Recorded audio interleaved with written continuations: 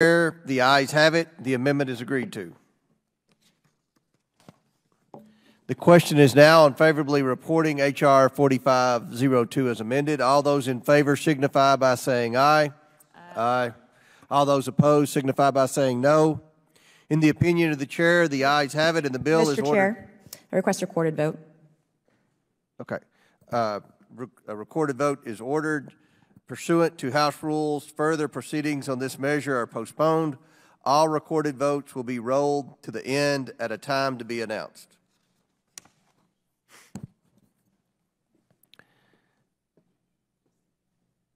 Our next item for consideration is H.R. 4503, the AI Training Expansion Act. The clerk will please report the bill. H.R. 4503, AI Training Expansion Act, a bill to amend the Artificial Intelligence Training for the Acquisition Workforce Act to expand AI training within the executive branch of the federal government and for other purposes.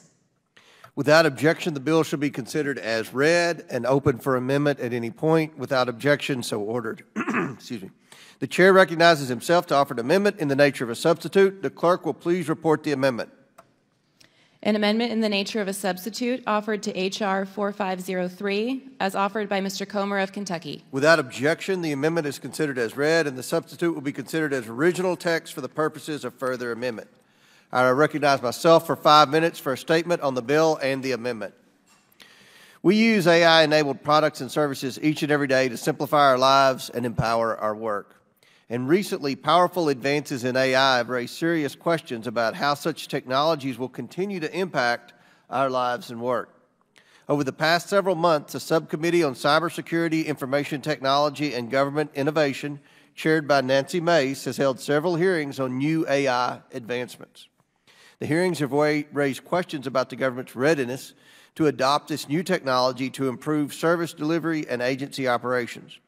This makes it the perfect time to ensure that federal employees are properly trained on AI, can be responsibly used in agency operations. That's why I supported the AI Training for the Acquisition Workforce Act, which this committee helped pass into law last year.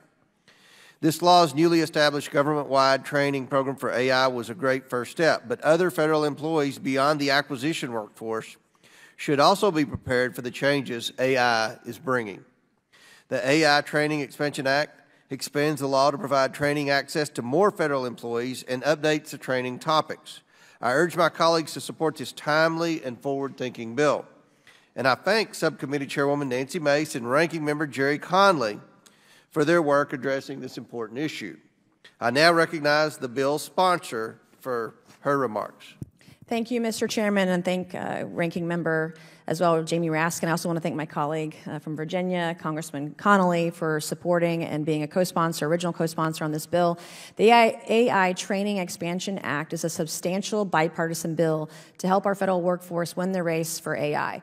America, we all know, must be at the forefront of AI integration to counter our enemies abroad, but also use it for good, making our federal systems more efficient as well. We all know that our federal agencies are at risk of being hacked all the time. AI will only advance this technology bigger, faster, more in the future. In recent years, we've seen dozens of federal agencies hacked by agents of China and Russia, and we've got to be prepared for the future, and AI is the future.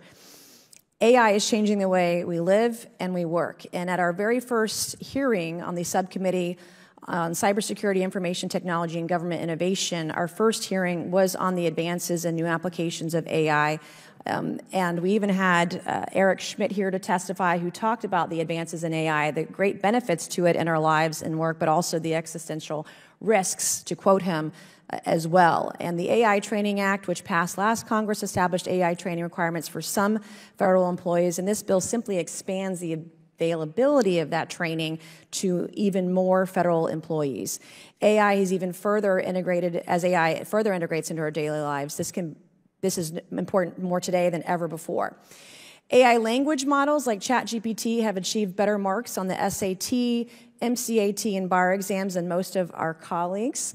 While Hollywood writers are currently on strike over the very real possibility of being replaced by AI, yesterday there was the launch by Anthropic, Claude 2, which is going to compete with ChatGPT. It was launched by Delario Amodei of Anthropic.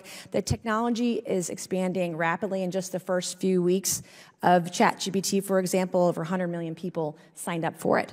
As the federal government continues to invest in these tools and more, decision makers, supervisors, and data and tech specialists within the federal bureaucracy must have a comprehensive understanding of the benefits and uses and risks of this technology and how we can implement it within our federal agencies to make everyone more efficient. While the American private sector is dominant in this space, the competition for government integration of AI will be won by the side with the very best talent. And we want to make sure that our federal employees are the best talent that is available in the world.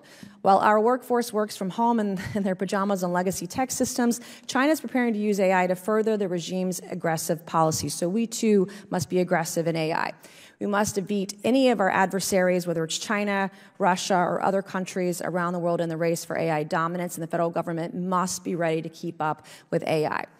This bill is bipartisan, bicameral, and just a simple, common-sense step forward in this existential push for AI leadership. As a lead sponsor of the bill in Congress, I again want to thank Ranking Member Jerry Connolly, Senators Peters and Braun for their leadership on this legislation. Thank you. And I yield back. Lady yields back. I urge all my colleagues to support this bill. I now yield to the Ranking Member for his statement. And thank you, Mr. Chairman. I strongly support this bipartisan bill, which takes a positive step to ensure that the workforce in the federal government is equipped with both the educational training and the professional skills that are actually necessary to responsibly manage the risks and benefits and opportunities posed by artificial intelligence. I want to salute Ms. Mace for her great leadership on this matter. Advances in AI are changing society and the marketplace in fundamental ways, including the important work of the federal government to serve the people of the country. The advances pose evolving challenges to oversight and accountability efforts, requiring strong proficiencies in the highest transparency and governance standards to protect governmental efficiency, privacy, civil liberties, and the public interest itself. The AI Training Expansion Act will ensure that investments of taxpayer dollars in AI are leveraged ethically and responsibly with privacy and civil liberties protections right at the heart of our decision-making. I thank Subcommittee Chairwoman Mace and our ranking member of the subcommittee, Conley, for their leadership on this bill in the House. I'm happy to support it, and I yield back. Oh, actually, I will recognize Mr. Connolly for the bill co-sponsor for his remarks. I thank the ranking member, and let me also thank Chairwoman Mace for her leadership on this and other cutting-edge technology issues we face. And I echo what she said, that we got to have a federal workforce that is conversant with AI and is trained both in the positive applications of AI and in the risks AI might pose in terms of public privacy especially, and the manipulation of AI to the detriment of the people we serve. And so making sure that basic training in the federal workforce is really important. The chairwoman also cited, people in pajamas working legacy systems at home. And that is a continuing concern I have, and I hope the subcommittee and full committee has, that our work is not done in modernizing IT in the federal government. AI is one set of subjects we have to address, but we're not anywhere near close to making sure that the federal government has the IT platforms it needs to be cyber secure and to make sure that it is serving the American public as efficiently as possible. And that's why I continue to advocate for a rigorous and vigorous implementation of FTAR, the Federal Information Technology Acquisition Reform Act, which includes the retirement of legacy systems, some of which are 50 years plus old, and to make sure that all of the IT platforms we have can be cyber secure.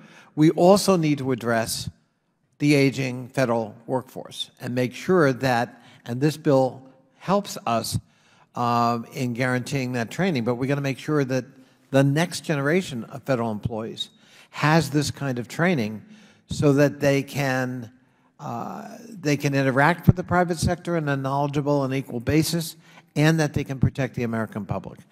So I'm glad to be an original co-sponsor. I thank Ms. Mace for her leadership, and I yield back, Mr. Chairman. Gentleman yields back. Do any other members wish to be heard? Seeing none, the question is now on the amendment in the nature of a substitute. All those in favor signify by saying aye. Aye. All those opposed signify by saying no. In the opinion of the chair, the ayes have it. The amendment is agreed to.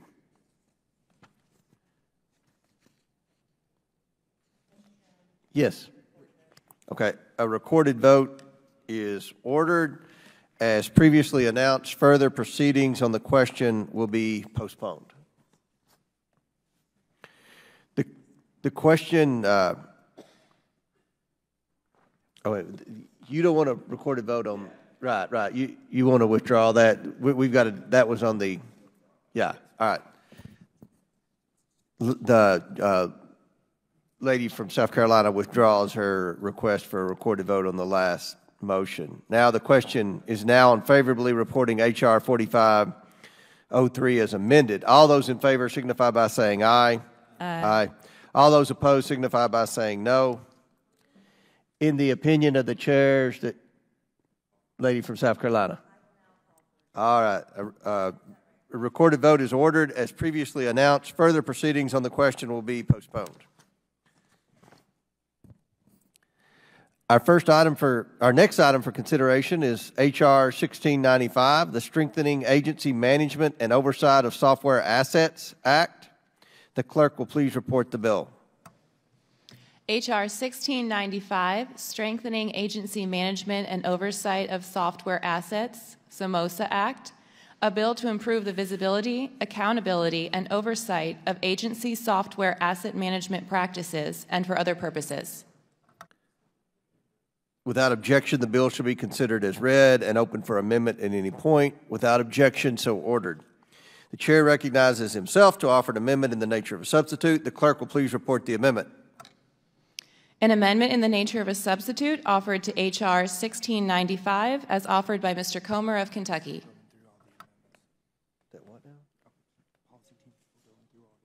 Okay.